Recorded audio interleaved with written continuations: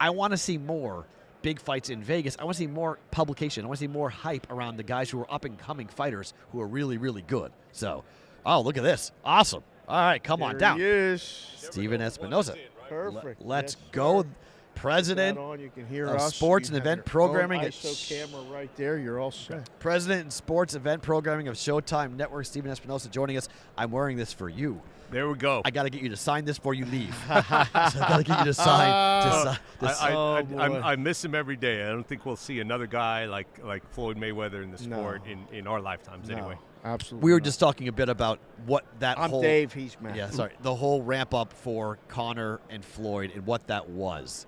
Looking back on it, will we? I know Megan O'Leary. She's a friend of mine. She was on that tour. She was going ahead in all 4 countries and everything that they did with the press conferences and all the hype that came around it. Will we see something like that again? Look, that was the perfect storm, and quite honestly, going into that, I don't think any of us knew how big it would be. And I don't think even before that press conference, I think there was sort of a sense that Conor and Floyd were such sort of showmen that this wouldn't be something competitive, that this was sort of an exhibition. And then you hit the stage and you see the animosity and you're like, no, these guys are going to try and tear each other apart. Yes. So it's one of those occasions where, we all think press tours, okay, you do it obligation. That's one where the press tour literally changed the perception of what was going on. It really did. Because it was like by the end of it, these guys, they wanted to kill each other. Conor wanted to kill me. Like Dana, and the weird part, and I'm sure Megan has told you this, is for everyone on those press tours, the interactions on the stage were not the only thing because we were all flying private.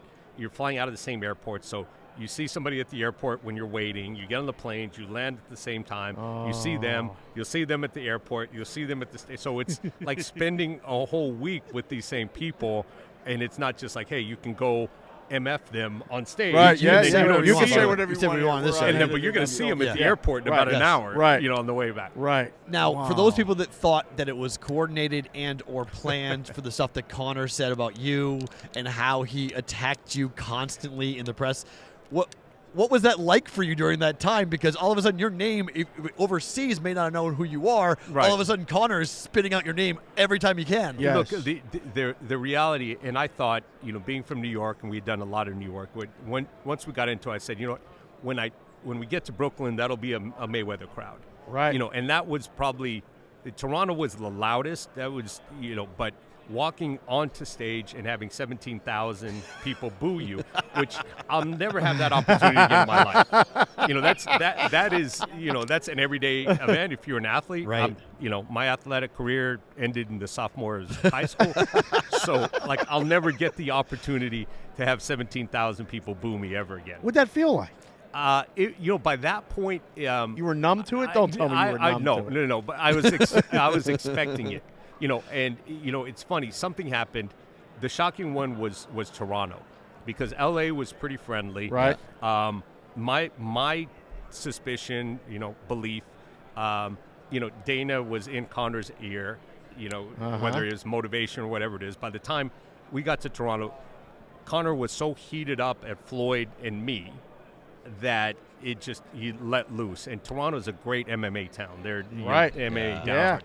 So it was all of it. But no, to answer your question directly, it was not a put on. We were not sort of winking. It's not like WWE where you're going to wink somebody, have a beer backstage. Right. No. It was, we're passing each other. Yeah. And I actually thought at the press conference after the fight when, Conor and Floyd sort of shook hands, and I thought, okay, this is when he acknowledged me, at least a nod or something. Like, Nope.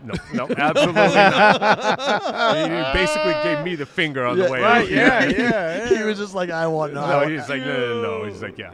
It's such an interesting look because we were just talking a bit about the gambling side of it and how gambling in boxing and MMA, it's such a big, it goes hand in hand on so much of it. But if that fight had happened now, because in Vegas he was taking 6-figure bets like it was nothing. Easy. We did so much business on it. It was amazing. And I can't remember another event quite like this where the boxing fans were 1,000% convinced Floyd would win easy. Yes. And the MMA fans were almost equally as convinced. Yes, that's exactly So it's sort of right. like there was Yes. nobody in the gray area. Like No. so as a bookie, like we absolutely killed it. We absolutely killed it. 'Cause It it's was like- unbelievable. it was like everybody thought it was a sucker bet. All Yeah. sides thought it was a sucker bet. Both right. sides. That's Yeah, you're because right. Connor's left hand's going to catch. No one's hit Floyd clean. Floyd's Right. not going to take his power. Right. Yep. And we were just saying, I took hook, line, and sinker. I was one of those. I'm a boxing guy who thought that Floyd was going to lose, and Connor hit him in the first round, and Floyd didn't move, and I went, "Oh, I'm dead. Yeah. Yeah. Right. I'm Yep. dead." The 4-ounce glove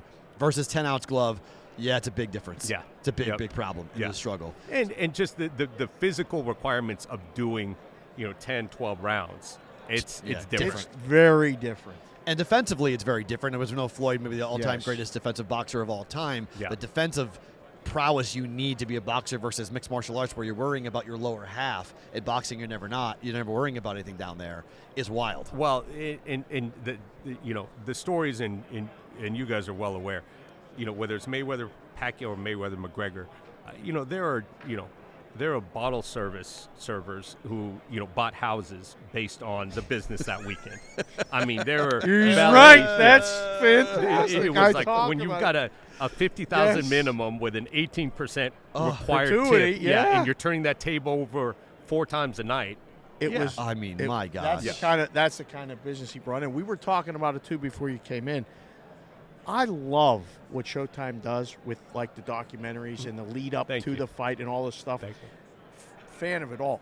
How much does that sell the fight? I mean, like that sells so much of what the event is, doesn't it? I'll tell you the truth, and there's one of the real pioneers of the sport was a producer and executive at HBO named Ross Greenberg. Yeah. Ross Greenberg Yeah. invented 24/7. 24/7. And 24/7. That's it. Yep. This is long before I came to Showtime, and I was a fan. And at that point, I was an attorney, and I was an attorney for Golden Boy and Oscar De La Hoya. Okay. So Golden Boy was promoting the De La Hoya Ricky Hatton fight. And there was a 24/7, and Ricky is a great personality, and so is Floyd. But where I became convinced is I was in the locker room after the fight, and at this point, the two biggest celebrities in the world, Brad Pitt and Angelina Jolie, came into the locker room and had a conversation with Ricky Hatton, and they said, we're not fight fans. We've never watched a boxing match. We saw the special. We fell in love, and we had to come to the fight. Yep. And that right then, I was sold. Sold. As much as they have access to any event in the world, they can go anywhere Right. they wanted. Right. They were the Right. biggest celebrities in the world, And they they came. said, "Look, I'm so intrigued by this. I'm gonna come to a fight for the first time in my life. Sure." Drives handle too. It drives handle. Speaking of selling fights, one of the things that COVID took away for us in Las Vegas is Radio Row Fight Week. It's been coming a little bit, but do you think we'll start to see that more? Because that, I feel like, not just for the headliners, it's a chance. Like, I've interviewed David Benavidez a bunch of times. Yeah. On the undercards of bigger fights, watching him come up. And Right. now, obviously, the Bellator. So it's like opportunities to have those conversations in person with promoters and up-and-coming stars. Will we see the Radio Row press conferences come back? Well, look, I'll tell you like what my hope is, and I think the fight one of the fights, maybe the fight I get asked about most is Tank Davis, Ryan Garcia. Right. Which I know all the drama. I am very confident it happens It's for happening. April 15th. For April 15th. Are we in signed or Vegas. not signed yet? We're not signed, Okay. but I was on my laptop Right. all this morning on the flight. We're getting there. Okay, good. I would like to see that fight. This is just me. I would like to see that fight at Allegiant Stadium. Whoa. Wow. I think that fight. This is this generation's De La Hoya Mayweather. I mean, Oh. De La Hoya Mayweather. Yeah. I think that's what Tank and Ryan have. So if we have that kind of mega event, in a stadium, and in Vegas, I think that will bring back those kind of atmospheres that you guys are looking for, where Wow. the whole town feels like it's on fire. Does Vegas do it better than everybody else? I- mean, with these fights, it just like, because I was young growing up in Pittsburgh watching the fights and going, this is amazing. This is the Hagler Hearns, Hagler Leonard, that whole era. In parking lots, it looked like it's Caesars and all this stuff. And now living in Vegas 20 years, being in the books and, feeling fight week. As in, there's no explanation other than you feel it. Yeah. Yep. I'm biased. I think Vegas does it better. Does Vegas do it better? It does. Look, we've done Errol Spence fights at AT&T Stadium with great atmosphere. Not the pre-fight. We've done Wilder fights in New York City, in Brooklyn. I've done Cotto fights in Madison Square Garden. No. I mean, candidly, there's just that. It's the celebrities, it's the money, it's the atmosphere, it's the fact that everybody is enclosed in the same area. Right. It's sort of like, in New York, it's like, spread out all over. So no, there is, for my money, there is nothing like it. And I tell people all the time, there's just, we've all been fortunate, Super Bowls, Final Fours. There's nothing like the excitement, the adrenaline of a fight night or a fight week. It's just different from any other sport. I'm a big fan of what you guys have done with Bellator on Showtime. I watch them all the time and the pay-per-views as well. Francis Ngannou wants to box. We talked about it before. Okay, all right, okay. Not a good idea. We're talking about Conor and Floyd. We're talking about Tyson Fury, Deontay Wilder, Francis Ngannou. What are we talking? I mean, how big of a fight? Let's just forget about the actual fight itself, but how big of a fight hype-wise could that be if it got made? Look, any of those guys, particularly Joshua or Wilder, it's Batman versus Superman. It's sort of it's a battle. So from that, you can't overthink it. It's sort of like two comic book characters. It's the Hulk versus Superman. Right, it's sort of like, okay, I'm in for the fun. Like if you think about it, it's sort of like, hey, probably not. But I think the reality is, look, Joshua is vulnerable. Yeah. He's not the most skilled boxer and has shown, that he's the people. Puncher. Wilder, Wilder, everyone knows, he is sort of raw as an athlete, as a boxer. Yeah. He's just got that, he can erase anything with one right hand. Yep. So look, is there some risk there? Maybe so. I'm not selling it. It's not my fight. Right. But I think there's something there. Now, the one I'm not, Ngannou, Tyson Fury, it doesn't have the same value to me. I mean, I think you want to see two guys who can end it with one punch. Right. And Fury has power. There's no question on that. But not the kind of Joshua Wilder power. Right. Like, if you're going to do it, let's just go all in to make it, let's just make sure it ends on one punch, one way or the other. Yes, it's someone. All right, so the Plant and Benavidez fight coming up in March in Vegas. How excited are you? What should folks know about this fight coming up? Look, I mean, you guys have talked to Benavidez. For my money, he's one of the most exciting fighters in the sport. He's a big guy at 168 pounds who fights like a little guy. Right. Fast hands, a lot of action. He's over a 3-1 favorite in the fight right now. Which I'm a little surprised. Surprising, at. right? It is surprising. That's some good value on Plant. Yes. Plant is a good value. But having said all that, look, here's something that actually I think makes the odds closer than 3-1. There's a personal rivalry here that is just, absolute hatred. Yep. Oh. They cannot stand each other. We like that as fight fans. Yes, we do. Absolutely. You can go back. It's sort of like Mayweather, Diego Corrales. Oh, okay, yeah. Remember, which was sort of the battle right. for Las Vegas. Right. So when you've got that kind of personal rivalry, look, you don't have to worry about training or belts or this is something they're absolutely purely committed. You're going to get the best of each guys because they cannot stand each other. In terms of boxing, the sport itself, what needs to change? What needs to be improved to keep the sport growing? Because I often feel like there's this roller coaster. Because a couple of years ago, I was on shows saying boxing's never been healthier. Right. Boxing is phenomenal. Right. Yep. I feel like it hit a peak and it's starting to come down a little bit. How do we grow it back up again? Okay, it's a great question. I would point to two things. Number one, and I'm not going to point fingers. If you push me, I will. But I think what has happened over the last few years that has watered down the sport is we've had a bunch of new entries into it, like streaming services particularly. Uh-huh. And when you're launching a streaming service, you need content. You need hours. Yes. So boxing is easily accessible. It's not long-term rights. It's not super expensive. So they've come in with boxing, and it turns out to be just filler. There's no quality control. Well, you can't do schedules. Yeah, I mean, bless what DAZN did. Okay, I appreciate the idea of like, hey, we're going to schedule it out so fight fans know that here's a fight that can happen 3 times a year with your favorite fighter. It doesn't work like that. Right, and you end up like, they need hours, and so at that point, you have to be a little bit more selective. Yeah. And I'll even say with ESPN, like, you have a great main event, and then the co-feature is a guy who's 3-0. Off, like that's right. not. It's not. Like, no. Yeah. And the problem is, you guys are knowledgeable guys, but for The like average casual fan, it's sort of casual like fan. it's all boxing. Yes. So it's sort of like, Right.